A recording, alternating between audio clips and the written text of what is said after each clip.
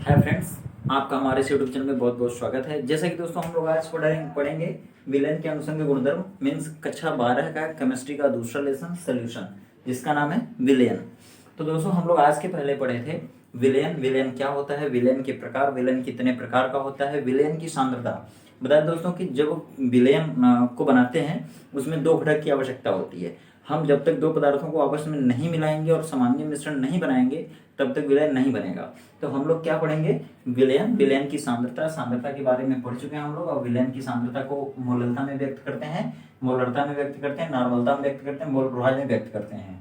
तो ये सारी चीजें हम लोग पिछले लेक्चर में पढ़े हुए हैं, ठीक है। और विलयन के डिफरेंट डिफरेंट टाइप के सॉल्यूशन भी पढ़े हैं, विलयन के घटक भी पढ़े हैं, विलयन के गुण भी पढ़े हैं। लेकिन आज बारी है, आज हम लोग पढ़ेंगे विलयन के अनुसंग के गुणधर्म मीन्स इसको कहते हैं कोलिगेटिव प्रॉपर्टी ऑफ सॉल्यूशन, ठीक है। तो दोस्तों यह बहुत इंपॉर्टेंट वीडियो है और यह किसी को समझ में भी नहीं आता, लेकिन आज हम लोग बेसिक लेवल से समझने की कोशिश करेंगे और गारंटी के साथ समझ के लेंगे, ठीक है। तो चलिए मैं सबसे पहले आपको बताता हूँ विलेन का अनुसंग गुणधर्म क्या होता है। देखिए सबको मालूम है विलेन में कितने पदार्थ होते हैं, दो पदार्थ होते हैं। एक होता है विलेय और दूसरा होता है विलायक। तो क्या होता है कि जैसे देखिए विलेय कुछ भी हो सकता है और विलायक भी कुछ भी हो सकता है। सबसे पहले मैं आपको बता दूं कि यह विलेय दो तरह का हो सकता है। पहला क्या हो सकता है, वाष्पशील पदार्थ, ठीक है। यह विलेय जो होता है यह दो प्रकार का हो सकता है। यह एक हो सकता है वाष्पशील, दूसरा होता है अवाष्पशील पदार्थ, ठीक है। जैसे देखिए अभी होगा क्या, जैसे मान लीजिए जिस भी पदार्थ को हम गर्म करें, ठीक है, जिस भी पदार्थ को हम गर्म करें, जैसे इस पदार्थ का मतलब होता है वस्तु, चीज, ठीक है, पिंड, कुछ भी हो सकता है पदार्थ, ठोस, द्रव, गैस। इस दुनिया में जितनी भी चीजें हैं वो सभी ठोस, द्रव, गैस मूल अवस्थाओं में है। और इसके अलावा प्लाज्मा और बोस, आइंस्टीन, कंडेंसेट, एक दो नए अवस्थाएं भी पदार्थ की खोजी गई हैं। तो मूल अवस्था पदार्थ की तीन होती है। यह वाष्पशील पदार्थ, सॉलिड, लिक्विड, गैस कुछ भी हो सकता है। वाष्पशील पदार्थ का मतलब होता है कि ऐसे सभी पदार्थ, ठीक है, जो गर्म करने पर वाष्प अवस्था में बदले, जो वेपराइज होते हैं गर्म करने पर, उनको वाष्पशील कहेंगे। और जो वाष्प अवस्था में परिवर्तित नहीं होते हैं, ठीक है, ऐसे पदार्थ जो गर्म करने पर वाष्प अवस्था में बदलते नहीं है, और मीन्स होता है एब्सेंट, एब्सेंट मीन्स होता है नॉट। ऐसे पदार्थ जो गर्म करने पर वाष्प अवस्था में बदलते नहीं है, परिवर्तित नहीं होते हैं, वाष्पीकृत नहीं होते हैं, उनको हम अवाष्पशील पदार्थ कहते हैं।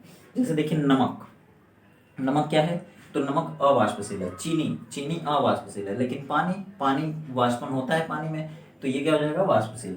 तो मैं आपको बता दूं कि विलेय यहाँ पर जो भी हम लेंगे वो अवाष्पशील लेंगे, ठीक है। विलेय जो भी लेंगे हम वो अवाष्पशील नेचर का लेंगे, मीन्स उसको कितना हो गर्म किया जाए लेकिन यह वाष्पन में नहीं बदलेगा, मीन्स वाष्पीकृत नहीं होगा। तो चलिए देखते हैं। देखिए विलायक क्या होता है, हम जनरली पानी को लेते हैं क्योंकि पानी सार्वत्रिक विलायक होता है। इसके अलावा ईथर, एल्कोहल, ठीक है, यह भी विलायक के रूप में लिया जा सकता है, ठीक है। लेकिन हम क्या करते हैं, मान लीजिए H2O को लेते हैं, तो पानी को अगर हम ले लें, पानी क्या है, विलायक है, और जब हम इसमें कोई विलेय पदार्थ डालेंगे विलायक में तभी इसका कुछ गुण बदल जाएगा, ठीक है। जैसे क्या होता है कि अगर मान लीजिए चीनी को हम विलेय मान करके चीनी को अगर पानी में डाल दिए तो अब चीनी की वजह से पानी का जो जो गुण बदल जाएगा, ठीक है। पानी के वह सभी गुण या किसी भी विलायक का वह गुण जो विलेय मिलाने के बाद बदलने लगता है, ठीक है। पानी का वह गुण जो विलेय पदार्थ मिलाने के बाद बदल जाए उसी को हम कहते हैं क्या, अणुसंख्य गुणधर्म, ठीक है। ऐसा तो हम क्या कर सकते हैं, देखिए विलयन का वह गुण, किसी भी विलयन का वह गुण जो उसमें घुले हुए, जो उसमें घुले हुए, किसी भी विलायक का नहीं, किसी भी विलयन का वह गुण जो उसमें विलेय पदार्थ मिलाने के बाद बदले। और क्यों बदले, कैसे बदले, किस आधार पे बदले, तो देखिए विलेय पदार्थ के जितने अणु रहेंगे उनकी संख्या की उपस्थिति के कारण बदले। जैसे क्या होता है कि किसी भी विलयन में जब हम विलेय मिलाते हैं तो इसका कुछ गुण बदलने लगता है। किस आधार पे बदलता है, विलेय पदार्थ के जितने अणु घुले रहते हैं ना उस आधार पे बदलता है। तो हम क्या कहते हैं, इसको कहते हैं कि किसी भी विलयन का वह गुण जो उसमें घुले हुए, जो उसमें घुले हुए विलेय पदार्थ के अणुओं की संख्या पर निर्भर करता है। देखिए अणुओं की संख्या पर निर्भर करता है। किसी भी विलयन का वह गुण जो उसमें घुले हुए या विलेय पदार्थ के अणुओं की संख्या पर निर्भर करता है उसको हम कहते हैं अणुसंख्य गुणधर्म, ठीक है, कोलिगेटिव प्रॉपर्टी ऑफ सॉल्यूशन। तो देखिए अब क्या, ये तो हो गया विलयन का अणुसंख्य गुणधर्म कौन कौन होगा, कौन कौन नहीं होगा। अब हम उसकी बात करेंगे। देखिए जैसे इसका कौन कौन सा गुण बदलता है कब, जब हम विलय को मिला देते हैं तब, तो वही सब गुण क्या कहलाएंगे, अनुषंग गुणधर्म। तो देखिए, जैसे देखिए क्या होता है, क्वथनांक। क्वथनांक, अब देखिए क्वथनांक क्या है, बॉइलिंग पॉइंट, वह तापमान, वह निश्चित तापमान जिस पर कोई भी पदार्थ, द्रव पदार्थ क्या करे, उबलना शुरू कर दे। वह तापमान जिस पर कोई भी द्रव पदार्थ उबलना प्रारंभ कर दे, उसे हम कहते हैं उसका क्वथनांक। तो अब देखिए विलायक का क्वथनांक, जैसे मान लीजिए पानी है, तो पानी का क्वथनांक कितना होता है, 100 डिग्री सेंटीग्रेड। ठीक है, अब देखिए पानी का क्वथनांक होता है 100 डिग्री सेंटीग्रेड, लेकिन अगर हम उसमें कोई विलय मिला दें, जैसे सपोज करें NaCl मिला दिए, ठीक है, तो जब हम इस विलायक में NaCl मिला देंगे तो ये विलयन हो गया। अब इसका क्वथनांक, पानी का ही क्वथनांक कब, जब विलय मिला देंगे तब, नमक मिला दिए तब, अब इसका क्वथनांक बढ़ जाएगा। जैसे देखिए कुछ भी बढ़ सकता है, जैसे 101 डिग्री सेंटीग्रेड हो गया, या फिर 102 डिग्री सेंटीग्रेड हो गया, या फिर 103 डिग्री सेंटीग्रेड हो गया, मतलब कुछ बदल जाएगा, कुछ बढ़ जाएगा, तो हम इसी को कहते हैं क्वथनांक का उन्नयन। ठीक है, क्वथनांक उन्नयन। तो क्वथनांक उन्नयन क्या है, क्वथनांक उन्नयन क्या है, यह एक अणुसंख्य गुणधर्म है।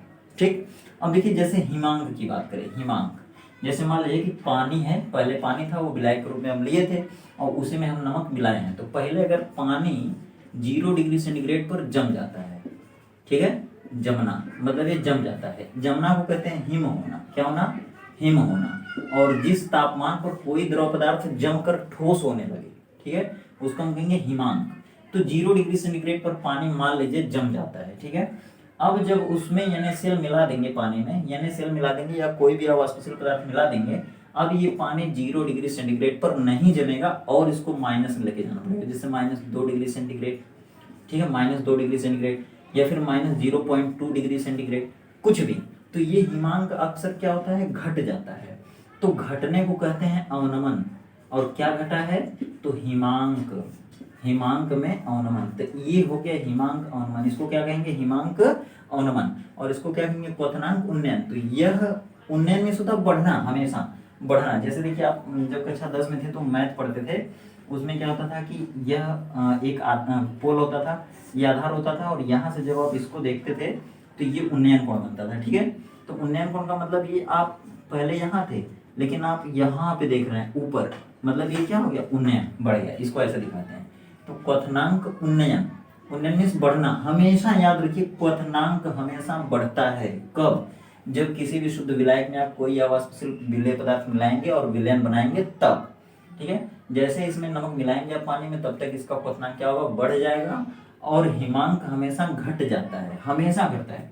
जब भी आप विलायक में, शुद्ध विलायक में या पानी में किसी भी अवाष्पशील विलेय पदार्थ को मिलाएंगे तो हिमांक हमेशा घटेगा और क्वथनांक हमेशा बढ़ेगा। तो ये याद रखिएगा, क्वथनांक उन्नयन और हिमांक अवनमन ये दोनों अणुओं के गुणधर्म है, और अभी बता रहा हूं। ठीक,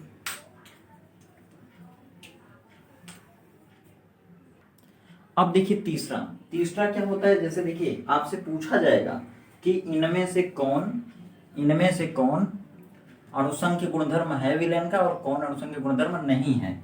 तो देखिए पहला तो ये याद रखिएगा, क्वथनांक उन्नयन, इसको कहते हैं इलेवेशन इन बॉइलिंग पॉइंट। ठीक है, इसे क्या कहते हैं, इसे कहते हैं डिप्रेशन इन फ्रीजिंग पॉइंट। ठीक है, फ्रीजिंग पॉइंट।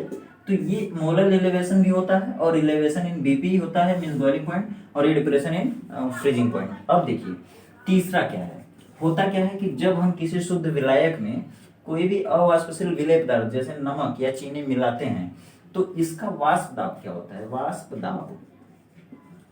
वाष्प दाब ये क्या होता है, देखिए वाष्प मीन्स होता है वाष्पन, और वाष्पन की क्रिया को रोकने के लिए लगाया गया दाब होता है वेपर प्रेशर, मीन्स वाष्प दाब। अब देखिए वाष्प दाब में आपेक्षिक अवनमन, वाष्प दाब भी कुछ घट जाता है, ठीक है, इसकी वैल्यू कुछ कम हो जाती है, तो इसको हम कहते हैं वाष्प दाब में आपेक्षिक अवनमन। ये पॉइंट याद रखिएगा, वाष्प दाब में आपेक्षिक अवनमन। ठीक है, आगे बढ़िए, देखिए इसको इंग्लिश में क्या कहते हैं, तो relative lowering in vapour pressure. चलिए आगे देखते हैं। अब देखिए चौथा क्या है, परासरण दाब। परासरण दाब। मैं बता दूं आपको, इसको कहते हैं इंग्लिश में ऑस्मोटिक प्रेशर। तो मैं क्या बता रहा हूं आपको, देखिए पहले ऑस्मोटिक प्रेशर जान लीजिए, फिर उसके बाद देखिए वह ऑस्मोटिक प्रेशर होता क्या है। जैसे कोई अगर विलयन है, ठीक है, और ये विलयन है ना, तो इसको हम क्या करते हैं, अर्धपारगम्य झिल्ली डाल देते हैं यहाँ पे, सेमी परमिएबल मेम्ब्रेन, इसको कहते हैं अर्धपारगम्य झिल्ली। अर्धपारगम्य झिल्ली ये क्या होती है, ये होती क्या है दोस्तों, जैसे देखिए अर्ध मीन्स होता है आधा, अर्ध मीन्स आधा, पार मीन्स होता है आर पार, ठीक है, गम्य मीन्स होता है जाने दे, और झिल्ली मीन्स होता है मेम्ब्रेन या पतला पतला पेपर, झिल्लीदार, ठीक है। तो ऐसी झिल्ली जो अपने आर पार आधे अणुओं को आने जाने दे, ठीक है। मीन्स विलायक अगर है, सॉरी विलायक और विलय दोनों हैं विलयन में, तो विलयन अगर हम इधर भर दिए तो क्या होता है, इसमें से आधे जो अणु होते हैं वो इधर जाने लगते हैं। ये सेमी परमिएबल मेम्ब्रेन है, अर्धपारगम झिल्ली है, ये विलयन है, सॉल्यूशन है, ठीक है, इसको शॉर्टकट में ऐसे लिख सकते हैं। और फिर इसमें से आधे अणु इधर जाने लगते हैं, तो इसको क्या कहते हैं, हम पराशरण कहते हैं, ठीक है, पराशरण कहते हैं।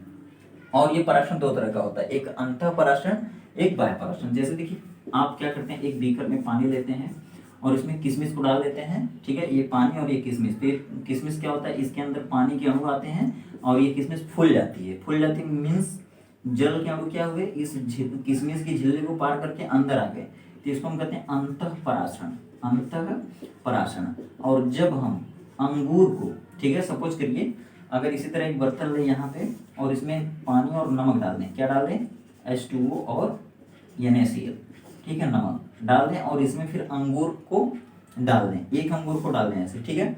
तो वो क्या होता है, अगर हम नमक ज़्यादा मात्रा में डालें इसमें तो अंगूर सिकुड़ जाता है, मीन्स इसके अंदर का जो पदार्थ होता है वो बाहर की तरफ बिखर जाता है, ठीक है, बाहर चला जाता है। तो इसको हम कहते हैं क्या, बाह्य पराशरण, बाह्य पराशरण। तो पराशरण क्या होता है, अर्धपारगम्य झिल्ली से होकर विलायक के अणुओं का आर पार होना क्या कहलाता है, पराशरण, ठीक है। और इसको रोकने के लिए जो दाब लगाया जाता है उसे कहते हैं पराशरण दाब, ऑस्मोटिक प्रेशर।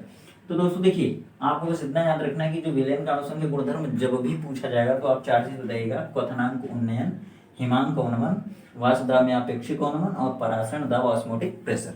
बस यही। अगर इसके अलावा जैसे पूछता है श्यानता, ठीक है, श्यानता द्रवों का एक गुण होता है, हर लिक्विड का, हर द्रव का एक गुण होता है, श्यानता उसको कहते हैं, ठीक है। और ये क्या होता है, प्रवाह, प्रवाह की विपरीत कार्य करने वाला एक गुण है, ठीक है। जैसे अगर द्रव का प्रवाह इधर हो रहा है तो श्यानता मीन्स श्यान बल इधर की ओर काम करता है, एक प्रतिरोधक बल होता है।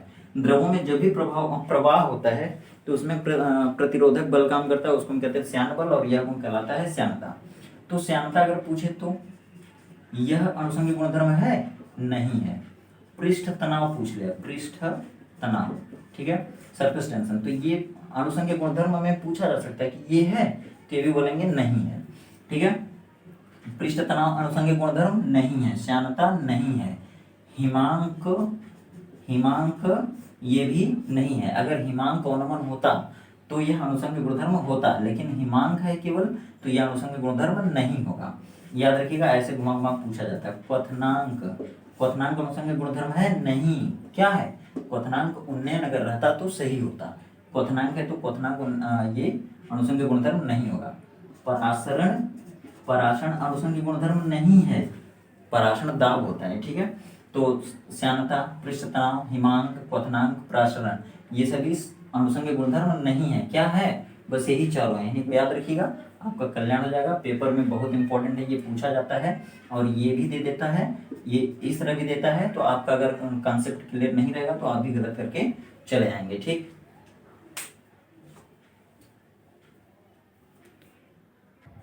मीन्स इनके अलावा अगर कोई भी अगर यहाँ पर आ जाता है, जैसे अगर क्वथनांक उन्नयन, हिमांक उन्नमन, वाष्पदाब में अपेक्षिक उन्नमन और पराशरण दाब के अलावा कुछ भी अगर गुण देता है तो आप रट डालिए एकदम से कि वह अनुषंगिक गुणधर्म नहीं होगा, चाहे कुछ भी दे दे। जब भी रहेगा तो ये पूरा पूरा रहेगा नाम, ठीक है।